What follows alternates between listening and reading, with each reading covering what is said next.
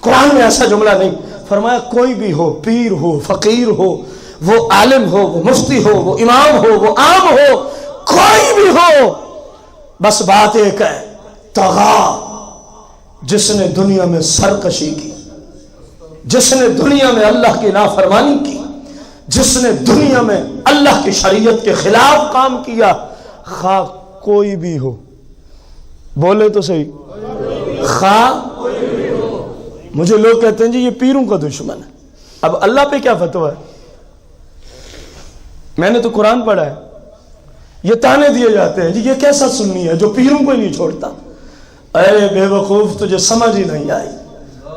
اہل سنت کا حقیقی مسلک ہی یہی ہے جس پہ الحمدللہ میں چل رہا ہوں اور آپ کو چلا رہا ہوں اللہ کی توفیق سے. مسلک ہی اہل سنت کا یہی ہے. یہ حرام کام میرے مسلک میں جائز نہیں ہو سکتے، یہ فحاشی اور یعنی میرے مسلک میں جائز نہیں ہو سکتی. میرے آقا سے بڑا بھی کوئی باحیا پیدا ہو سکتا؟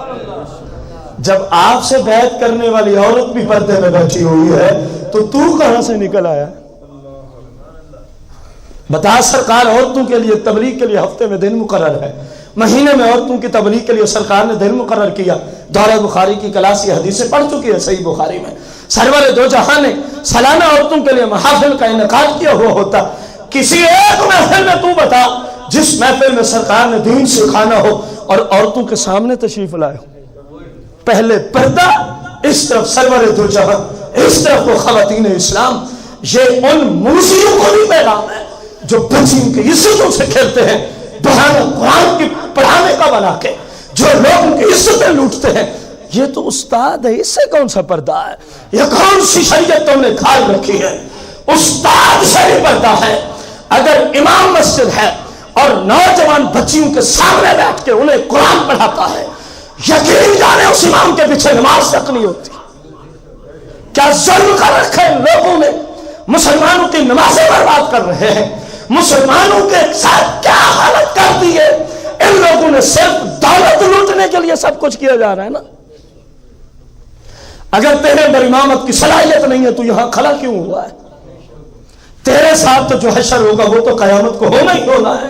لیکن میں یہ پوچھتا ہوں، جس کو ہم اپنا امام بنائے ہوئے ہیں، جس کو ہم عزت دیتے ہیں، وہ ایسے کرتوت کرتے ہیں کہ شرم ان کے پیچھے نماز ہی نہیں ہوتی اور ہم خوش ہیں. یہ تو استاد صاحب ہے، اگر مدرسے میں چلے بھی گئے ہیں تو کیا ہو گیا؟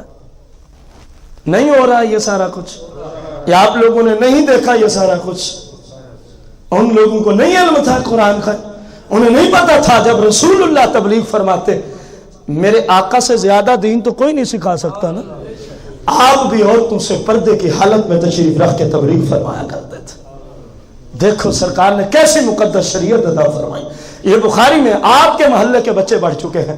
اگر میرے جملوں پہ کسی کو اعتماد نہ ہو، اعتبار نہ ہو، یہ 30 کے 32 سٹوڈنٹ دورہ بخاری کے یہ حدیثیں پڑھ چکے ہیں، یہاں بیٹھے ہیں، ان سے ہی تصدیق کروا لیں کہ آقا کریم سے جب عورتوں نے عرض کی یا رسول اللہ مردوں کو تو آپ دین سکھاتے ہیں، کبھی جمعہ پہ، کبھی کس انداز میں، کبھی کس انداز میں، ہمارے لیے بھی کوئی دن مقرر فرما دیں. تو آقا کریم نے عورتوں پہ رحم فرمایا، شفقت فرمائی. فرمایا ٹھیک ہے آج سے تمہارے لیے بھی تبلیغ کے لیے دن مقرر ہے. ان سے پوچھا امام بخاری نے کیا حدیث نقل کی ہے کہ پردے کا انتظام ہوتا، سرکار پردے کی اس جانب بیٹھتے اور عورتیں پردے کی دوسری جانب ہوتی. میرے آقا کریم ان کو پھر دین کی تبلیغ فرمایا کرتے تھے. آقا نے تو مدرسین کو بھی بتا دیا ہے کہ مجھ سے بڑا مدرس کوئی نہیں ہو سکتا، مجھ سے بڑا معلم کوئی نہیں ہو سکتا، مجھ سے بڑا باحیا کوئی نہیں ہو سکتا، مجھ سے بڑا غیرت مند کوئی نہیں ہو سکتا. جب میں بھی پردے میں بیٹھ کے دین پڑھاتا ہوں تو تم کہاں سے نکلے ہو سامنے جا کے پڑھانے والے؟ نہ استاد کو اجازت، نہ پیر کو اجازت، نہ انتظامیہ کو اجازت، نہ محلے والوں کو اجازت. کوئی بھی نوجوان بچیوں کے سامنے مدرسے میں جا کے نہیں بیٹھ سکتا. قرآن ہے ورنہ فاما من طغی کا مصداق ہے. یہ سرکشی ہے کہ نہیں؟ میری بیوی کے سامنے آپ آئیں تو مجھے نظر آتا ہے یہ سرکشی ہے. اگر آپ کی بیٹیوں کے سامنے میں جاؤں، نہیں جی امام صاحب ہے، امام ہے تو اس کو پرے دفع کرو، ایسے بندے کے پیچھے نماز نہیں ہوتی، وہ فاسق و فاجر ہے، وہ فاسق و فاجر ہے. امام وہ ہے ہی نہیں، وہ تو مجرم ہے. جو ہماری عزتوں سے کھیلے وہ امام ہے، وہ پیر نہیں ہے جو ہماری عزتوں سے کھیلے. قرآن نے فیصلہ دیا فَأَمَّا مَن طَغَىٰ، جو بھی ہو، نہ پیروں کو معافی ہے، نہ مریدوں کو معافی ہے، نہ مفتیوں کو معافی ہے، نہ ائمہ کو معافی ہے، شریعت سب کے لیے یکساں ہے، شریعت سب کے لیے یکساں ہے۔ فرمایا جو بھی سرکشی کرے، یہ پہلا جملہ جو میں نے دوسرے شخص میں دیا تھا، دوسرا وَآثَرَ الْحَيَاةَ الدُّنْيَا، اور وہ دنیا کی زندگی کو ترجیح دے ڈالے اللہ رسول کے حکم پر۔ اللہ رسول کے ایک جانب اللہ رسول کا حکم کھڑا ہے، دوسری طرف دنیا کی رنگینیاں ہیں، تو جو اللہ اور اس کے رسول اور قرآن اور حدیث کو چھوڑ کر اس طرف گیا ہے، اس نے ترجیح دی کہ نہ دی؟ اور کبھی اپنے آپ سے وہ بندہ پوچھے تو صحیح، ایک جانے میرے اللہ کا حکم، رسول اللہ کا حکم، قرآن کا حکم، حدیث کا حکم، اور دوسری جانب شیطان، یہودیت اور عیسائیت کا طریقہ، اور تم مسلم ہو کے ڈوب کے مر نہیں جاتا۔ اللہ کو بھی تم نے چھوڑ دیا، اللہ کے رسول کو بھی تم نے چھوڑ دیا، قرآن کو چھوڑ دیا، حدیث کو چھوڑ دیا، اسلام و شریعت کو چھوڑ دیا۔ کام وہ کیا جو شیطان کے کرتوت ہے، کام وہ کیا جو یہودیوں اور عیسائیوں کا نصاب ہے۔ بندے کو تو ویسے ڈوب کے مر جانا چاہیے۔ اس سے پوچھو تجھے یہودیوں سے زیادہ محبت ہے کہ اللہ رسول سے؟ کہے گا کیسی بات کر دی؟ جو آپ نے کیا ہے ہم نے تو وہی آپ کو سنایا ہے۔ اگر اللہ رسول سے زیادہ محبت ہے تو اللہ رسول کے کام کیوں چھوڑے جا رہے ہیں؟ اللہ رسول کا حکم کیوں پیچھے ڈالا جا رہا ہے؟ فرمایا جو بھی سرکشی کرے، وَآثَرَ الْحَيَاةَ الدُّنْيَا، اور دنیا کی زندگی کو شریعت اللہ رسول کے حکم پہ کیا دے؟ بس جو جی میں آیا، جو نفس ہمارا نے کہا۔ انشاءاللہ 28 فروری کو بروز اتوار جو آ رہا ہے، اس میں سارا درس ہی نفس ہمارا پہ ہے کہ اس نفس ہمارا نے ہمیں کس طرح ضلالت اور گمراہی کے کس گڑھے میں لا کے پھینکا ہے۔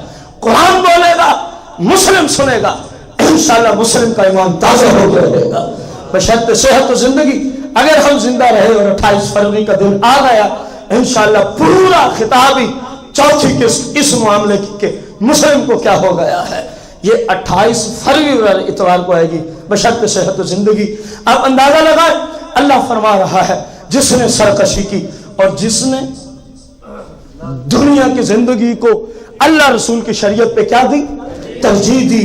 اب میرا فتویٰ نہیں ہے، میرا کلام نہیں ہے، اللہ کا کلام ہے جس کو جھٹلانا کسی کی جرأت نہیں ہے۔ فرمایا فَإِنَّ الْجَحِيمَ هِيَ الْمَأْوَىٰ، تو اس کا ٹھکانہ ہم نے دوزخ بنا دیا ہے۔ کرو غور، یہ کسی مفتی کا فتویٰ ہے کہ بندہ ٹھکراتا ہے؟ آپ اگر عربی جانتے ہیں تو اس کا خود ترجمہ کر لیں۔ فَإِنَّ الْجَحِيمَ، بے شک، ان آتا ہے بے شک کے معنی میں، الجحیم دوزخ، ہی المأویٰ، یہ اسی کا ٹھکانہ ہے جس نے یہ پیچھے والے دو کرتوت کیے ہوئے ہیں۔ آپ اندازہ لگا آج ہم کس طرح کے طرز عمل سے زندگیاں گزار رہے ہیں۔ آج ہم چھوٹی چھوٹی باتوں کی وجہ سے اللہ رسول کے نافرمانیاں، چھوٹے چھوٹے کاموں کی وجہ سے اللہ رسول کو ناراض کرتے ہیں۔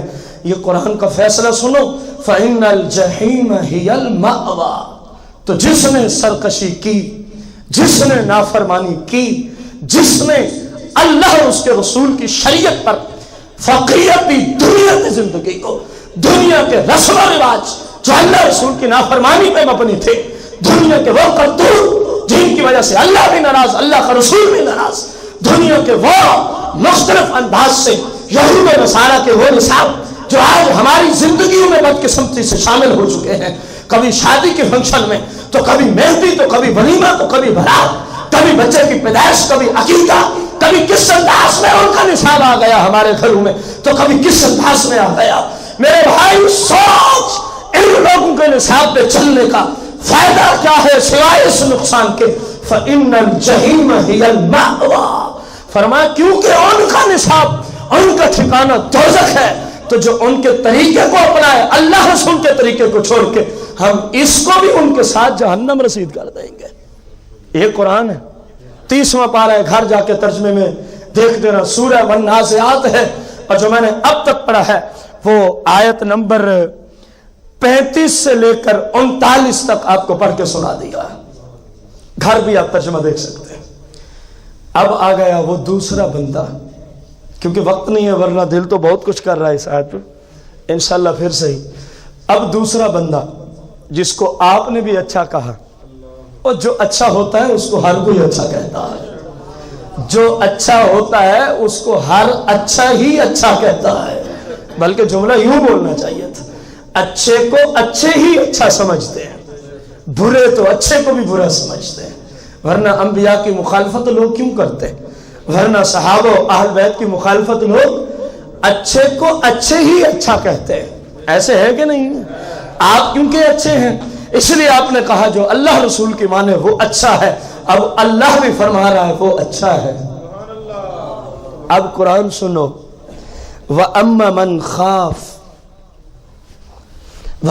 خَافَ مَقَامَ رَبِّهِ, بہرحال وہ بندہ جو اللہ کی بارگاہ میں کھڑا ہونے سے ڈر گیا. ایک قیامت کے دن کھڑے ہونا مراد ہے. وَأَمَّا مَنْ, بہرحال جو بھی ہو, ضروری نہیں کہ مفتی ہی ہو, جو بھی ہو, شرط کیا ہے؟ خاف مقام ربہ, وہ اپنے رب کی بارگاہ میں کھڑا ہونے سے ڈر گیا. جب ڈر گیا تو پھر نافرمانیوں کو چھوڑ گیا. اللہ کے خوف کا مطلب ہی اسلام نے یہی بیان کیا ہے, جس کو اللہ کا خوف ہوگا وہ اللہ کی نافرمانی چھوڑ دے گا, وہ اللہ کی نافرمانی. اور دوسری بات, اس پہ کلام آئے گا انشاءاللہ جب بھی اللہ کو منظور ہوگا. وَنَهَا النَّفْسَ, وَنَهَا, اور اس نے روک دیا, اس نے, اس کی تفسیر تو چوتھی قسط میں انشاءاللہ 28 فروری کو. وَنَهَا, اور اس نے روک رکھا ہے, النفس, اپنے نفس کو. اپنے کس کام سے روکا ہے؟ عن الہوا, اپنی جھوٹی خواہشات سے اپنے نفس کو روکے ہوئے ہے. جو اللہ سے ڈر جائے اور اپنے نفس کو اللہ کے خلاف کسی کام کرنے کی اجازت, شریعت کی نافرمانی نہ کرے, اللہ سے ڈر جائے, شریعت کی نافرمانی نہ کرے. نفس کہے یہ گناہ کرنا ہے, وہ کہے نہیں انی اخاف اللہ, میں تو اللہ سے ڈرتا ہوں. نفس کہے یہ گناہ کرنا ہے, وہ کہے نہیں نہیں ہے نفس انی اخاف اللہ, میں تو بس اللہ ہی سے ڈرتا ہوں. نفس کہے یہ جرم کرنا ہے, وہ کہے نہیں نہیں انی اخاف اللہ, میں اپنے اللہ سے ڈرتا ہوں کیونکہ میں نے کل اللہ کے سامنے کھڑے ہونا ہے. تو یہ دو کام ہیں, پیچھے بھی دو تھے. جو نافرمانی کرے اور اللہ رسول کے حکم کو چھوڑ کے دنیا کی رنگینیوں کو ترجیح دے, فإن الجحیم ہی المأویٰ. اور ادھر بھی دو کام ہیں. وَأَمَّا مَنْ خَافَ مَقَامَ رَبِّهِ, پہلا کام جو اللہ کے بارگاہ میں کھڑے ہونے سے ڈر جائے, اور دوسرا وَنَهَا النَّفْسَ عَنِ الْهَوَىٰ, اپنی ان خواہشات کو روک کے رکھ دے جو خواہشات اللہ اور اس کے رسول کی شریعت کے خلاف ہیں.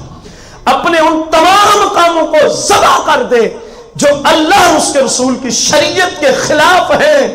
دو کام کر لے. اللہ نے فرمایا فَإِنَّ الْجَنَّةَ هِيَ الْمَأْوَىٰ, تو ایسے خوش نصیب کا ٹھکانہ ہم نے جنت بنا دیا ہے. دیکھو کتنا مقدس کلمات ہیں. میری بات میں نہ اعتماد کرے کوئی, نہ کرے, اس کا حق بنتا ہے, میں اس جیسا یہ کام سا بندہ ہوں, لیکن قرآن پہ تو اعتماد کر لو نا. یہ تو اللہ کا حکم ہے. اور تم اپنے گھروں میں بھی اس آیت کا ترجمہ دیکھ سکتے ہو, ہر گھر میں ترجمے والا قرآن موجود ہے. خدا ان لوگوں کے پیچھے مت پڑے جو کہتے ہیں بس ہماری نسبت میں آ جاؤ, عمل کی ضرورت ہی نہیں ہے, بس تم ہمارے مرید ہو جاؤ, نمازوں کی پھر حاجت ہی نہیں ہے. خدا ان جھوٹے لوگوں کے پیچھے نہ چلے. اصل علماء ربانیین اللہ کے حقیقی اولیاء وہ ہیں جو شریعت کے عالم بھی ہیں, شریعت کے عامل بھی ہیں. خدا کی قسم ہے اس زمانے کے وہ اللہ کے اولیاء ہیں. یہ قرآن و حدیث کا فیصلہ ہے.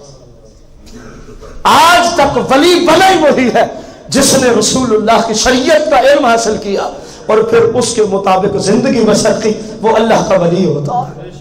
قرآن بھی یہی کہہ رہا ہے, حدیث بھی یہی کہہ رہا ہے.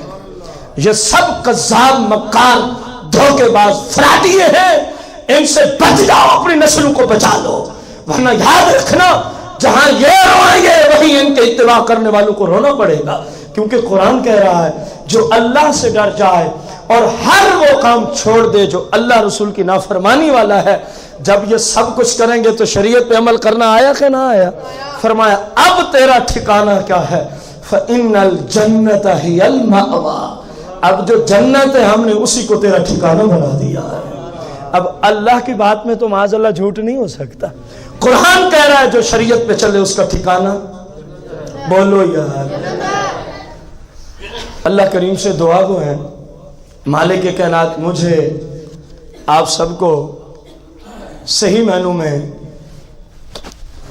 سرکار دو جہاں مالک کون و مکان علیہ السلام کی شریعت کو سیکھ کر عمل کی توفیق و ہمت عطا فرمائے، آمین بجاہ النبی الکریم رؤوف رحیم علیہ الصلوۃ والتسلیم۔ سوال آیا